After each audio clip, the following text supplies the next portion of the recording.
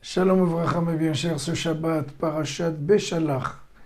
Beshalach, c'est-à-dire que Pharaon a expulsé, si vous voulez. Ils ne sont pas sortis de leur gré, mais il les a poussés, les a renvoyés, et il les a déportés même. Donc c'est la Parashat Beshalach, et au centre de cette Parashat, le schisme de la mer morte, on l'appelle ça Parashat Shira. Parce que quand le schisme est arrivé, ils ont tous commencé à chanter d'une façon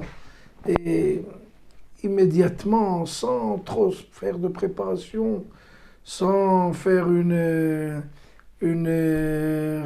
préparation générale,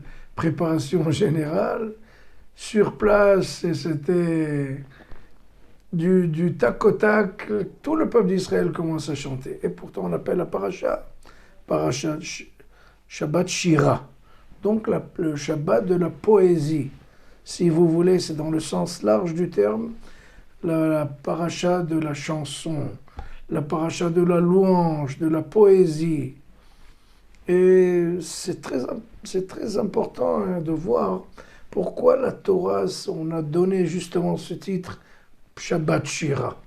Il y a tellement de thèmes dans la paracha, c'est-à-dire il y a l'histoire de la manne qui descend du ciel pour manger, il y a l'histoire où le peuple n'avait plus rien à boire et que Moshe a frappé le rocher et le rocher a donné ses eaux, et la guerre avec Amalek. Il y a énormément de thèmes. Mais pourquoi tout le monde a pris ce thème-là, Shabbat Shira, le Shabbat de la louange?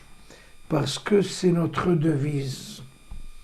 Le peuple d'Israël a traversé l'histoire grâce justement à ce caractère-là qu'on a. C'est un caractère qui est populaire, c'est nous, c'est notre ADN de savoir louer, quoi qu'il en soit, dans n'importe quelle occasion et dans n'importe quelle perspective des choses. On est toujours en train de chanter. C'est ça qui nous a en fait protégés, nous a conservés comme peuple et préservés. C'est ça la force. C'est pour ça que cette Shira, justement, qu'on a cette louange, qu'on dit Aziachir Moshe, elle a été insérée toute l'année, tous les matins. On commence notre journée par cette louange. Parce que c'est notre caractère, c'est nous. Le peuple d'Israël est un peuple qui voit toujours le bon côté des choses, malgré tout ce qu'on a traversé. Baruch Hashem, Akadosh Baruch Hu est toujours avec nous. Et même si véritablement les situations ne sont pas toujours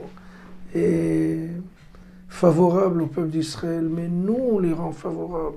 On a un regard positif sur la vie, on voit le bon côté des choses, on est content de ce qu'on reçoit, on se suffit de ce qu'on a. Et quand on continue à louer Akadosh Baruch Hu, Akadosh Baruch Hu nous donne d'autres occasions pour le louer. C'est ça ce qu'on donne. On dit dans la Torah, Tenu oz l'Elohim, ça aussi on le dit tout le matin. Donner, renforcer, encourager Akadosh Baruch Hu. Tu te demandes, moi je vais encourager Akadosh Baruch Hu qui est omnipotent et omniprésent, il a toutes les forces du monde. Qu'est-ce que je veux l'encourager? Non, mais quand je continue à louer, justement Akadosh Baruch Hu me donne d'autres occasions pour le louer. Donc je l'ai encouragé à continuer à nous donner, à nous faire du bien. C'est primordial ce que j'ai dit aujourd'hui. Parce que, en général, on voit des gens qui sont tout le temps en train de rouspéter, de pleurer, de pleurnicher. J'ai mal là, à droite, à gauche, mais quand on apprend à louer, d'abord, on se persuade, et c'est très important, que tout va bien.